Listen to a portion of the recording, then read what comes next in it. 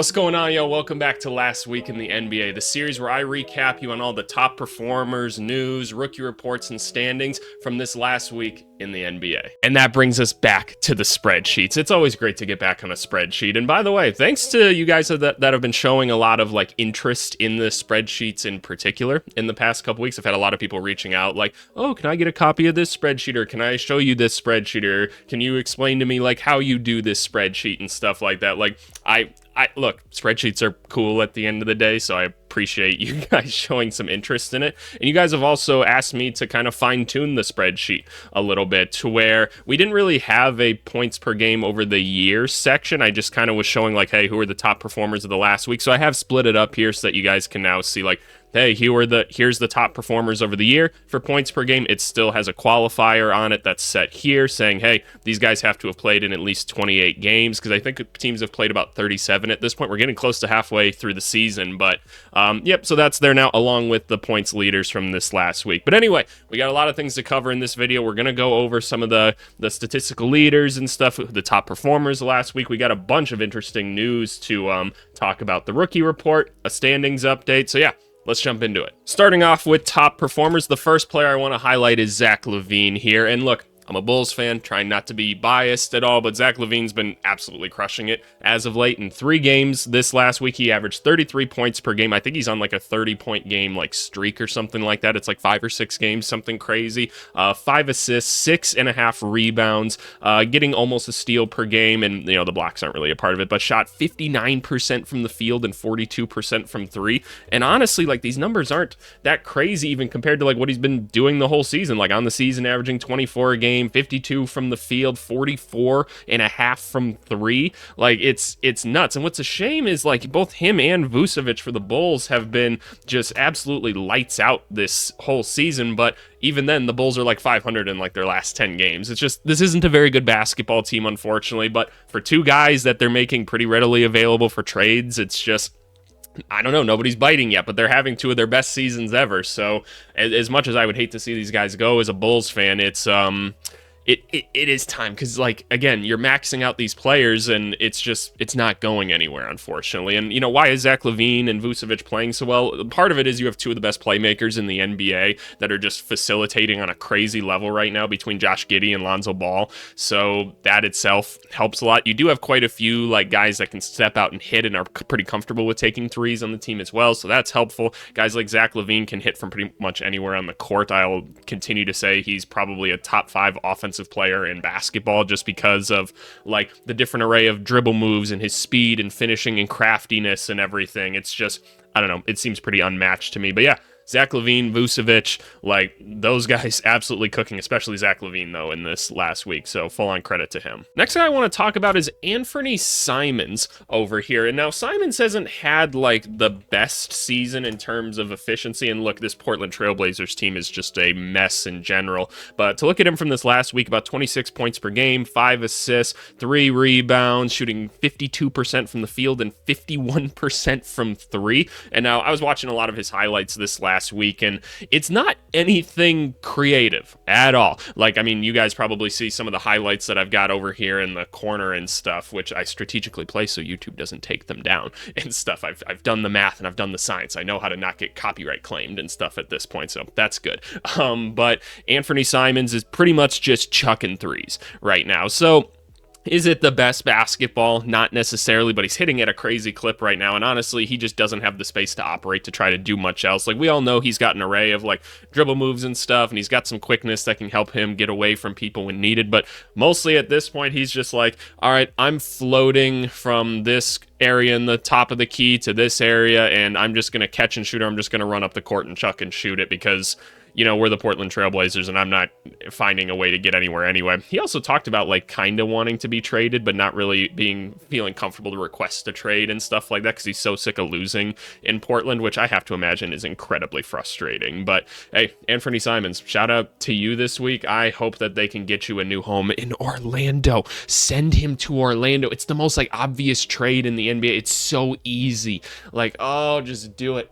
But yeah, no, it's my whole thing. It's fine. Next guy we have to talk about this week, and I feel like he's gotten a couple highlights in this segment this year, is Domantas Sabonis, which let's just listen to these stats for a little bit. 22 points a game. Okay, that's very good. 7 assists per game from your center and 20 rebounds. He basically averaged a 20 and 20 like in 10 like week, like basically. I mean, he's still 3 assists away, so that's a pretty significant amount. But you get what I'm saying, right? Like absolutely insane stat week while shooting 61% from the field and 75% from 3.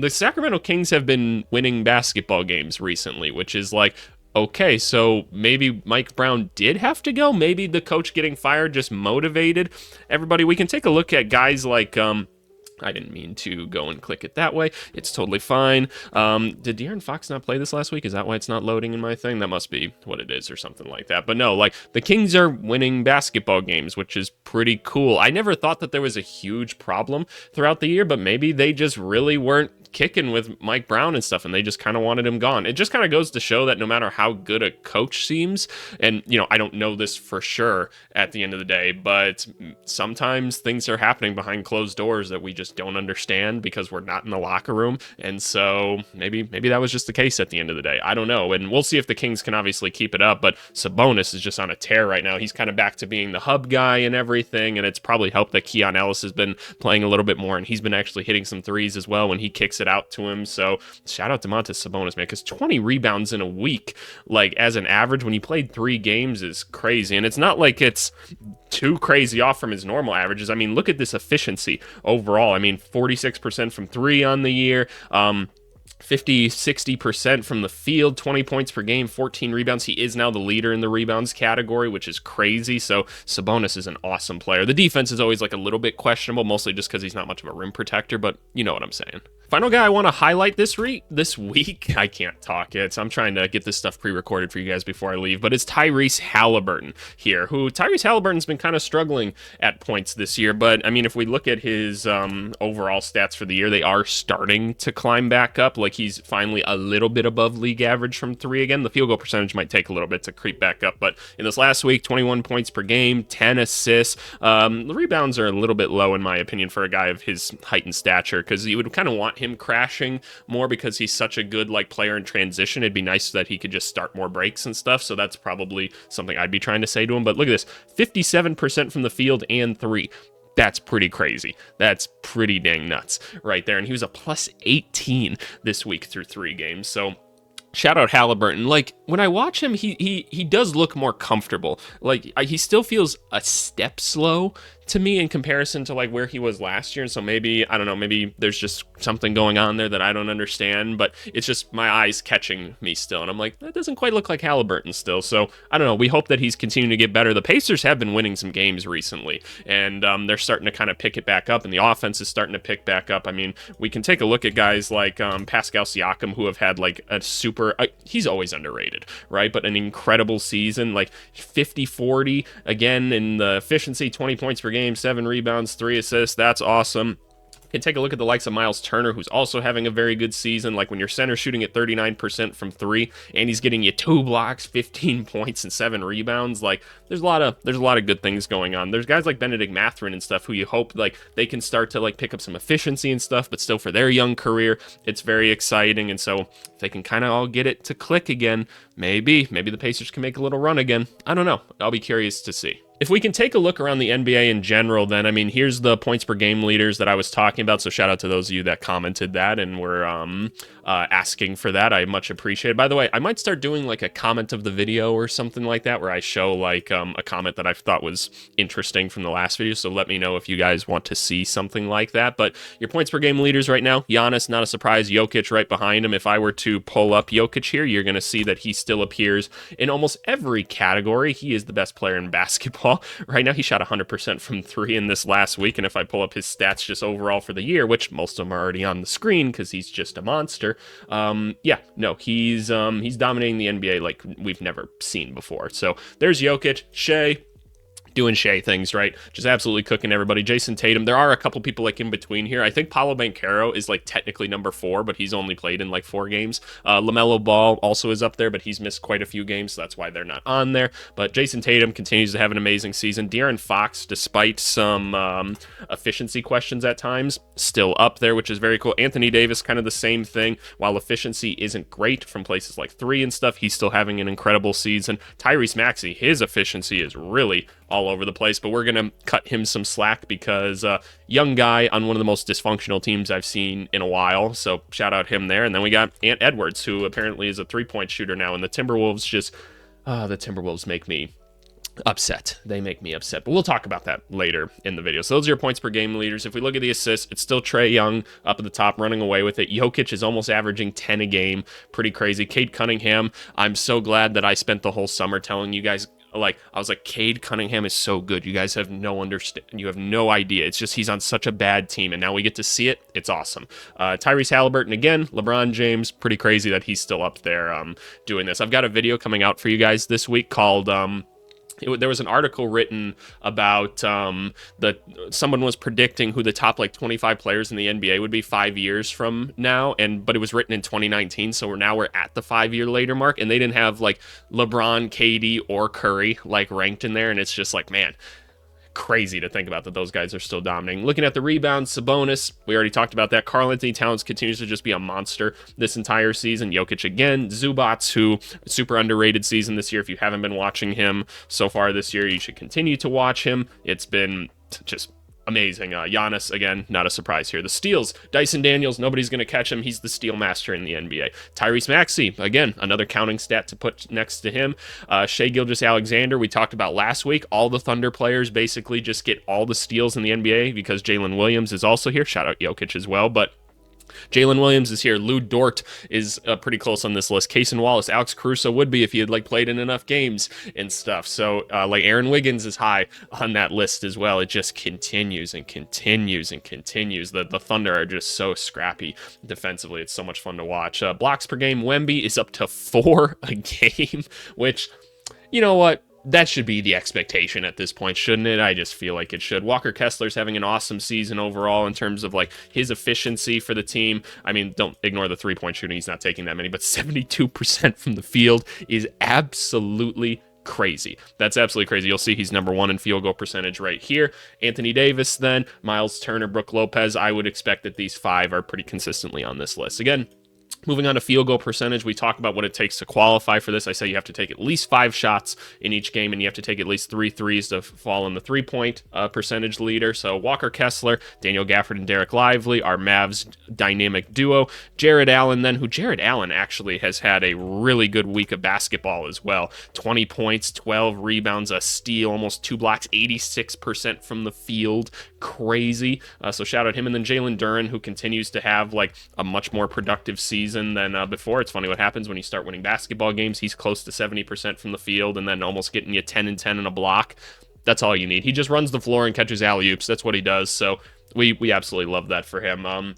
Looking at our 3-point leaders, Nikola Jokic, again, just continues to spray from 3, so good for him. AJ Green, Taurean Prince, the Bucks duo, Karl-Anthony Towns, and then Karis LeVert. So pretty interesting to take a look at all this stuff. But anyway, let's move on to the news. First thing to talk about here are just the Phoenix Suns in general. This last week, they benched Bradley Beal and Yusuf Nurkic, as they basically are shunning these guys on the team. So Bradley Beal, overall, good basketball season. Like, you can't really complain about it. He doesn't hit like the games to qualify thing. He's missed quite a few games this year, but overall, like, having a good basketball season, especially considering you have Kevin Durant and Devin Booker on your team, and you've just been in and out, and the Suns just look disastrous at times. So that's kind of a thing, but what are you going to do? Talking about him, and then Nurkic as well, who Nurkic has not had a very good season. He's been actually pretty rough to watch outside of just like some solid rebounding numbers, and that's just because, look, they don't really have other centers that they want to throw out on the court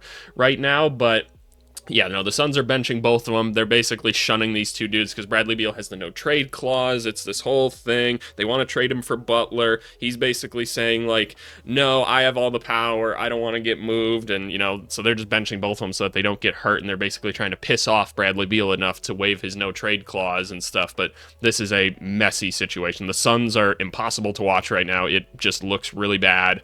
I don't know. What do you guys think of this situation? Because I'm just kind of in awe. I obviously did a whole like Suns kind of like trade simulation video this last week, and you guys seem to really enjoy that, so that's awesome. I got another one of those coming out this week for a team, so be on the lookout for that.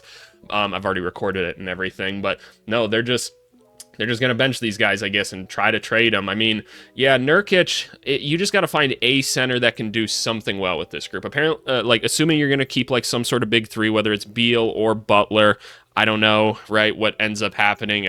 I have to imagine that's where Butler's going to end up going, is Phoenix. It just seems like the only one that makes any sort of sense at this point. And so my thought is, okay, if you can just get a center that's just going to run, jump, and dunk and get some rebounds, cool, right? That's all you really need him to do on this group. And so as long as they're not going to be stupidly inefficient like Nurkic has been this season, then that's probably a win in some capacity, right? So that's those guys. I guess we'll see what happens. I really hope that this trade doesn't happen this week while I'm gone, because I'd really like to cover it. Moving on to the next thing, Reed Sheppard, the 3rd overall pick, has been sent down to the G League. This is something I've been talking about for a while. This isn't like to celebrate that, like, oh, AVC was right, Reed Sheppard wasn't ready for the league. No.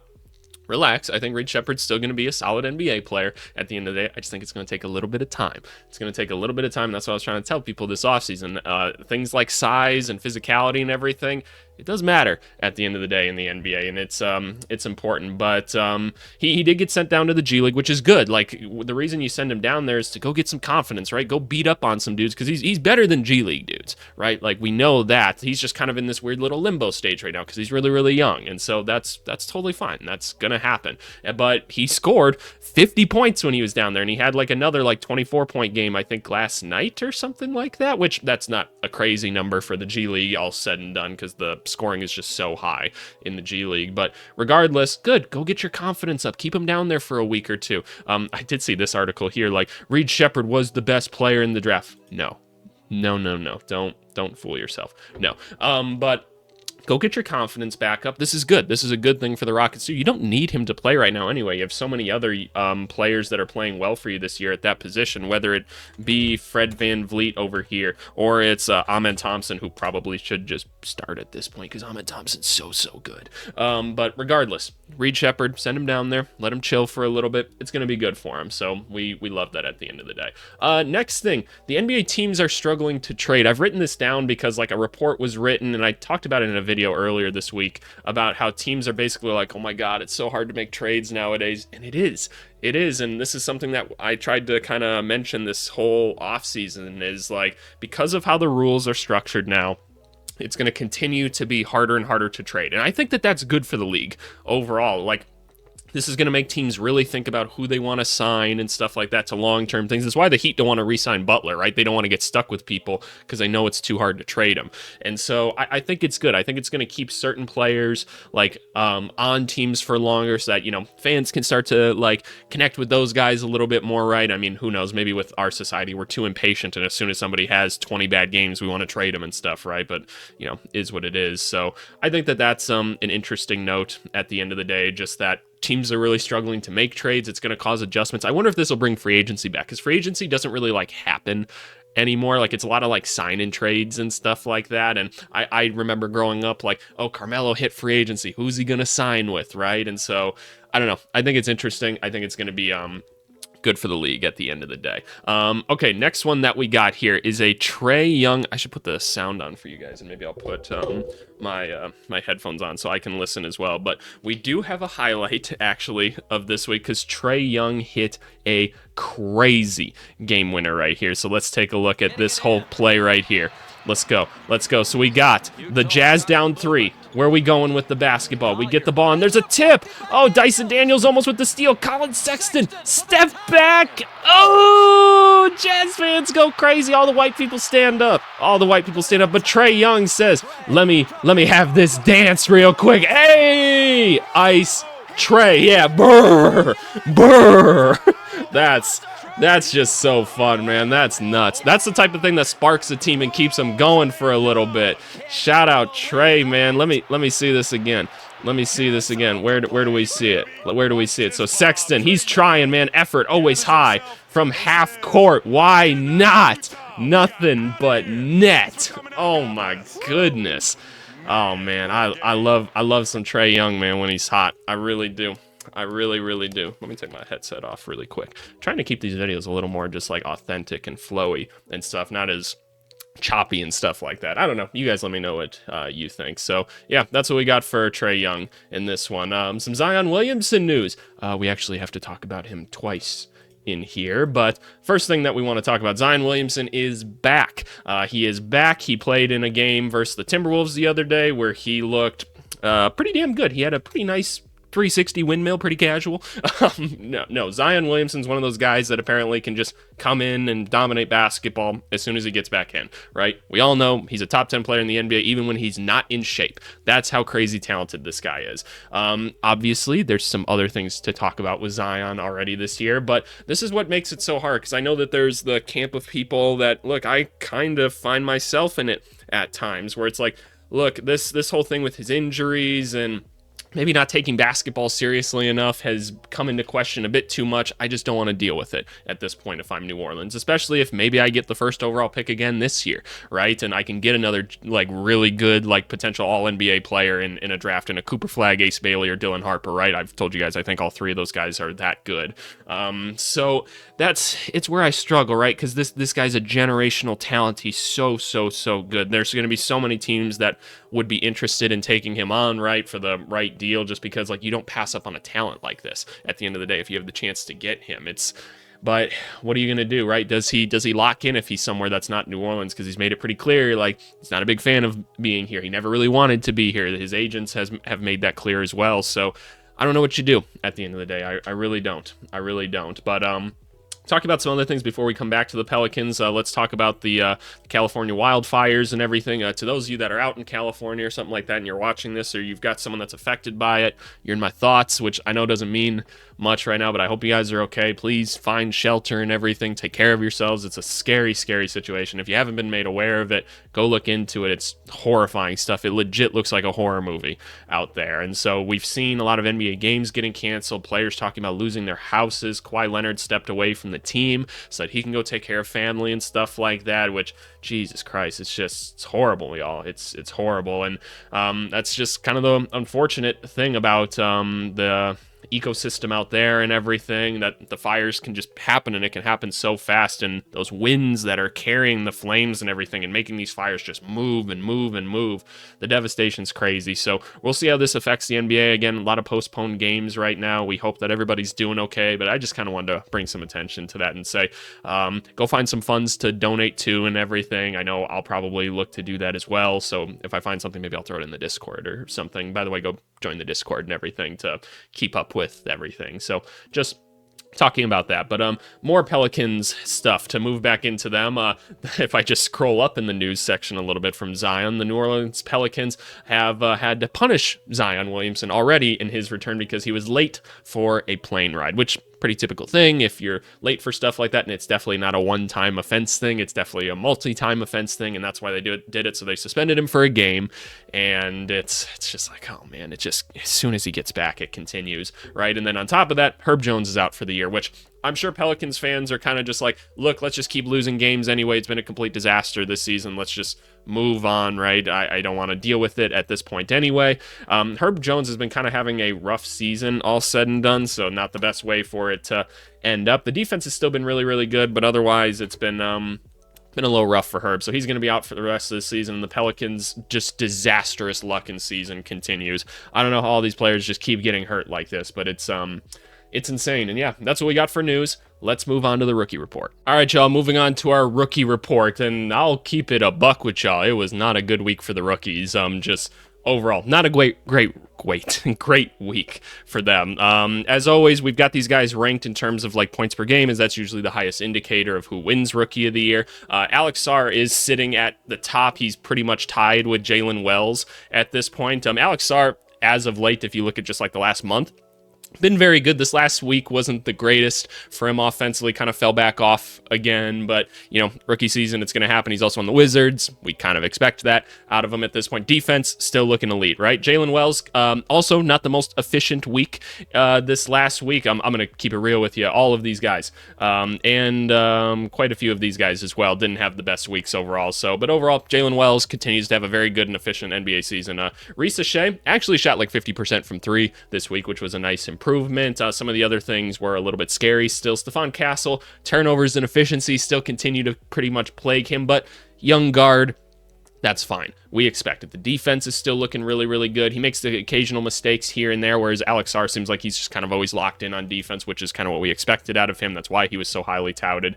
He should be a good defensive center in the NBA for a while, is my guess, and just the way he moves looks so good. But Castle, he's going to continue to grow and stuff, just is what it is. But yeah, they're probably just going to continue to kind of shrink his role a little bit as some of the other guys get healthy on the team. Dalton Connect, again, minutes aren't too high right now. He had like a little spurt where things were looking better again, but a somewhat inefficient week, and that's going to happen when you're not getting a ton of PT all the time. Yves Missy did have we'll say a lower than average week for him, which is totally fine. He's still been having a very good season. He's still one of the top contenders for rookie of the year, just because, like, look, 9 points, 8 rebounds as a rookie.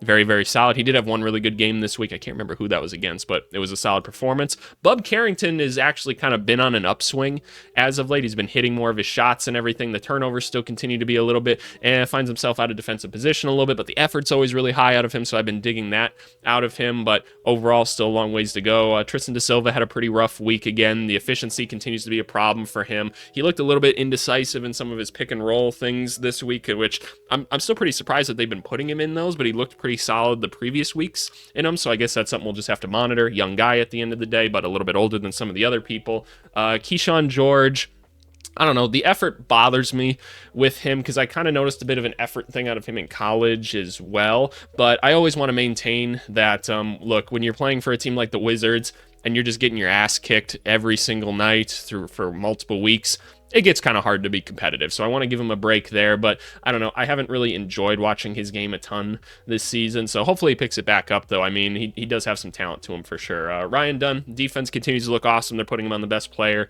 every night.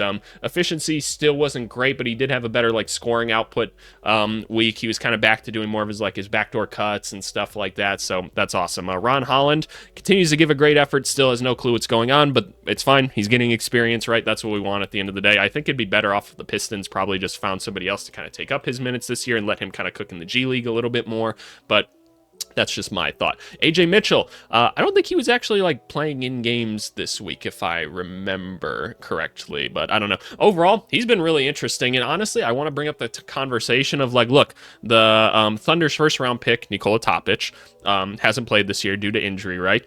AJ Mitchell, he's looked pretty good as a rookie already, and look, you're going to say 6 points a game, 2 rebounds, assists and a half, what's going on? Well, he's playing with all these other stud players, right? So there's a lot of other people in front of him, including 2 point guards, right, that are playing at his position ahead of him. So does somebody try to trade Topic right now? Does the Thunder try to trade Topic to be like, hey, look, we already know that this guy's solid and works for us, right? And we like him. Do we just bank on the fact that people are still very curious about Topic and everything? Look, you can't play all the point guards, right? So that's just a conversation I want to have.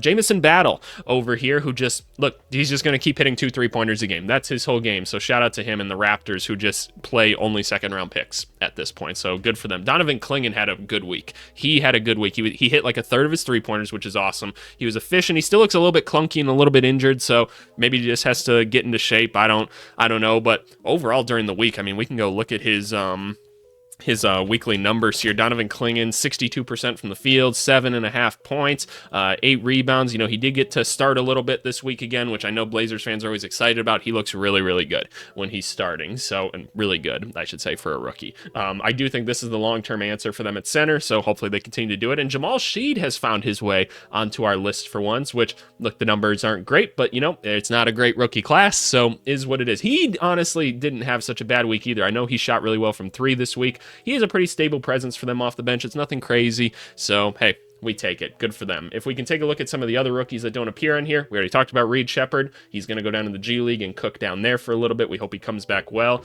Salon, who they should probably send down to the G League at this point. I know he's getting pretty consistent burn and everything, and that's good at the end of the day. It'd be nice to see him get some confidence and then come back up. That's what I think that they should do. I'll continue to say I think he's got the highest ceiling in the class, but we knew he was going to be a project. Going on to the next one, Rob Dillingham. The Timberwolves are just never going to play their first-round picks. I don't understand. Like, I understand the defense is a question. You've got plenty of good defenders on the team. You need people that could score. Put them on the court. And speaking of rookies that they don't play, they have Terrence Shannon Jr., who is averaging 37 points per game in the G League. He's just cooking everybody. He had like a 49-point game or something the other day, or 50, or I don't remember exactly what it was, but he's doing it on like 50-50-90 stats. Like, he's too good to be in the G League. He should be like at worst, 6th or 7th man on this Timberwolves team. Like, I know I hyped him up quite a bit coming into the draft and everything. He's too good to be down there. He should be a rotation player. Timberwolves, come on. Get on it. It's not that complicated. So there must be something I don't understand, right? Because I've got some connections to the Wolves. I live in Minneapolis and stuff. I've talked to people about it. I'm like, why doesn't he get burned? And I don't get a straight answer out of it. So there must just be something going on. Usually that means that somebody's disagreeing with head coach and they don't want to say it, because here's the thing, assistant coaches, if they're smart, never say anything bad about their head coach, right? Because that's how you move up in the league, right? So I'm not getting straight answers, so I'm going to assume that there's just some tomfoolery somewhere, right? Zach Edey, who just isn't on the list because he doesn't hit the minimum games played requirement. He should hit that again pretty soon. I mean, what if we change this to like 27 or 26? No, 25? Really? Did he miss that many? Okay, so yeah, he's probably by next week or something, he might be back onto the list, but obviously he's playing his role incredibly well for the Memphis Grizzlies. We can go look at Cody Williams, who, yeah, it looks rough. It looks rough. That's all I'm going to say about him. Buzelis, he has a fun highlight like every once in a while, and then Bulls fans go onto Instagram and they all go, bench Patrick Williams and play him, or Patrick Williams still better than this guy right now, right? So just relax a little bit, relax. It's kind of funny. This is a complete side tangent, but I'm curious to hear your guys' thoughts. I feel like there's just so much like repetition on the internet. I go on to like social media things when I see it happen, and I had this thought when I saw Cooper Flagg had like 42 points in a game. He broke like the ACC scoring record or something like that. He's been absolutely cooking, and whenever Cooper Flagg doesn't have a very good game, there's so many comments that are just like, buzz, this guy isn't very good, this guy isn't very good. And then as soon as it flips the other way, it's only ever one of two comments. As soon as he has a really good game, it's just all comments like, how did they say it? They're like, oh yeah, we're all the Cooper Flagg haters now and everything. I hate both comments so much. Like, I don't know. I just find it so cringy to like, I don't know, to hate on people from like afar and stuff like that. And I don't know. I think it's weird. By the way, thank you guys for always commenting. Make sure you guys like, subscribe, and comment. I've responded to every single comment to my YouTube channel up to this point. I intend to keep on doing so. As a reminder as well, be collaborative in the comments, because I've had to hide a couple people from the channel recently that are just coming in and being nonsensical. You know who you are. I gave you a chance, and I said you can come talk to me if you want to get back on the channel, but people just come onto the internet so feisty for some reason. I don't know what's going on at the end of the day. Moving on to some other people, though, like Devin Carter. He's starting to play basketball again, so that's exciting. Good for him, and that's our rookie report. Let's go talk about the standings. All right, starting in the East, the Cavaliers are never going to lose again. There was a big battle between them in the Thunder, who both had incredible winning streaks. Cavaliers won. That's awesome. The Celtics trying to keep up with them, but somehow still 6.5 games behind them when they're 27-11. Cleveland, man, shout out to Cleveland. The Knicks continue to actually look pretty solid overall. I know they had some moments where Cat was out and stuff, and that was a little bit scary, because it's like, okay, we're starting to see a couple wear and tear injuries from them only playing 5 people ever, so might have to watch that. The Milwaukee Bucks kind of just keep going in the 6-4 range, right? Like Lillard and Giannis continue to cook. They've got some good 3-point shooters, but can they put it all together? Orlando Magic, obviously they held the ship as long as they can. The fact that they're still the 5 seed and Banchero just came back, that's great. It's probably going to take Banchero a little bit to, pick back up to speed and everything, because he's been out for a while. It just takes a while to get your feet back under you unless you're really playing in games and stuff. So we'll see what the Magic can do. They've been making it work, and they're the NBA sweethearts right now. The Miami Heat, they're still 6-4 despite all of this in the last 10 games, and they're on the 3-game winning streak. Fair enough, man. Heat culture is what it is. The Indiana Pacers, they are winning 5 games in a row right now. They've been really, really good. The offense is starting to get going as of late. That's awesome. The Detroit Pistons, Detroit basketball, they are 8-2 in their last 10. Cade Cunningham has just been a man on a mission. It's been awesome to watch. I'm really rooting for the Pistons. I hope they're buyers at this trade deadline. The Atlanta Hawks and the Bulls kind of just keep going 500 with things. Even with certain players playing well, they just can't seem to pick it up. The Sixers are a mess, and I don't like to watch them. The Brooklyn Nets are trying to lose games, and now they're 2-8, and they've lost 4 in a row. So if you're a Nets fan, you're probably excited about that. The Charlotte Hornets are really bad at basketball, 1-9 in their last 10. I don't know what to do with this group. I really like Charles Lee as a coach. I really, really do. And I think the team's just not very good. Like, I know that there was some higher expectations, and look, some injuries have taken place, and Miles Bridges has looked really bad and stuff like that. And so I don't know. It's just something interesting. The Raptors are basically only playing second-round picks at this point, like I mentioned earlier in the video. So, yeah, they're going to lose a lot of games. It's been nice to have Quickly, Barnes, and Barrett back on the court. And then the Washington Wizards are very bad at basketball. So, shout out Jordan Poole, though, who continues to play very, very well. Moving over to the West, back on the one-game win streak for the Thunder. So, didn't take them long. They're right back to where they were. The Houston Rockets continue to win games. I'll be really interested to see what they do at the deadline. Are they going to be buyers somehow? I don't know who that would be at this point because it doesn't seem like they're going to get Butler. The Memphis Grizzlies continue to just kind of roll, which is awesome. They've been like 500 as of late, if I believe. What was it? 5-5. So yeah, exactly 500.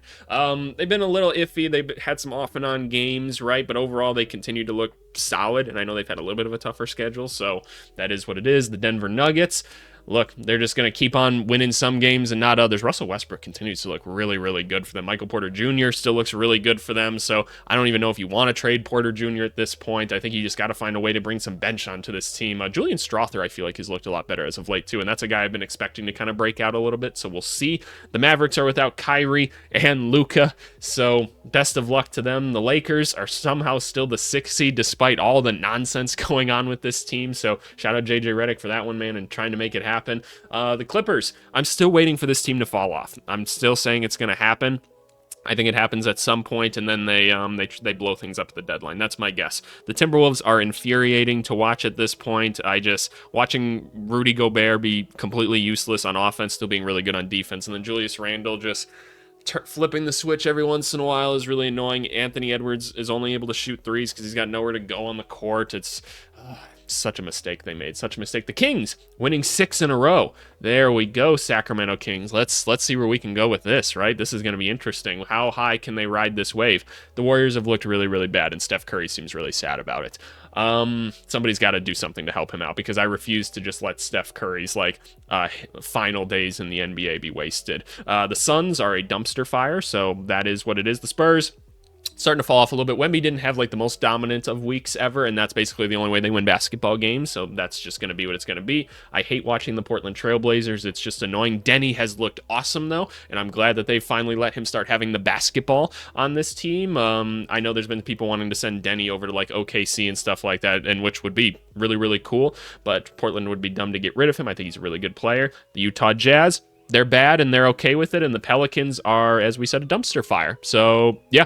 That's basically what's been going on in the NBA this week. As always, I appreciate you guys for tuning in and listening. Again, I'm going to be gone for a good chunk of this week, so just know that if a breaking news thing happens, I won't be able to cover it. I'm so sorry. I'm helping out another team somewhere else, and that's going to be fun and everything, but know that I miss giving you guys videos every day of the week. I got 3 for you, though. I got 3 for you, so you guys will have to live with that, and hey, appreciate you guys as always. Thanks so much, and we'll talk to you later. Bye.